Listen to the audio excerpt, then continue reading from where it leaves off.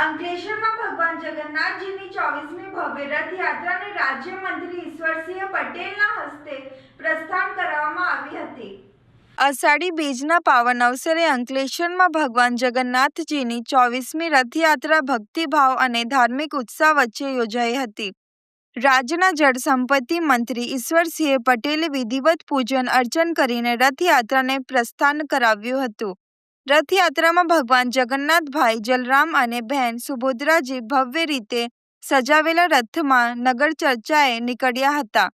જગન્નાથના દર્શન કરવા માટે ભક્તોનું ઘોડાપુર ઉમટ્યું હતું।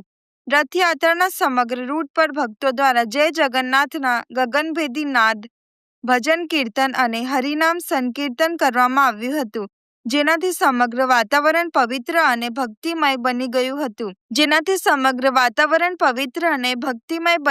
હતું। સમગ્ર યાત્રા માર્ગ પર મોટી સંખ્યામાં ભાવિક ભક્તો ઉમટી પડ્યા હતા અને ભગવાનના દર્શનનો લાભ લીધું હતું।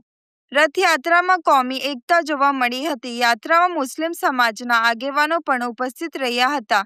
આ પ્રસંગે જિલ્લા ભાજપ પ્રમુખ પ્રકાશ મોદી, નગરપાલિકા પ્રમુખ જિગ્નેશ અંદાડિયા, રામકુંડના મહંત ગંગાદાસ બાપુ, આયોજક જીતુ પટેલ સહિત અનેક આગેવાનો ઉપસ્થિત રહ્યા હતા।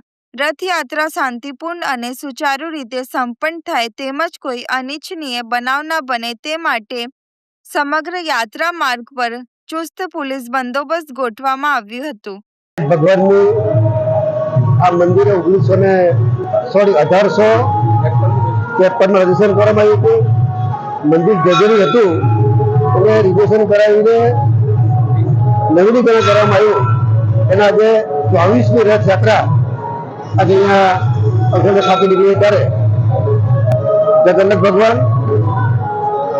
વીરભદ્ર અને સુભદ્રા આ ભાઈ બહેન દ્વારા સમગ્ર વિસ્તારની અંદર આ રથયાત્રા નીકળી સમગ્ર જીવ સૃષ્ટિનું કલ્યાણ થાય એ મારે કરે જગન્નાથ ભગવાનને પ્રાર્થના કરીએ તમારા સમગ્ર જીવ સૃષ્ટિ કલ્યાણ થાય એવી વિનંતી, પ્રાર્થના।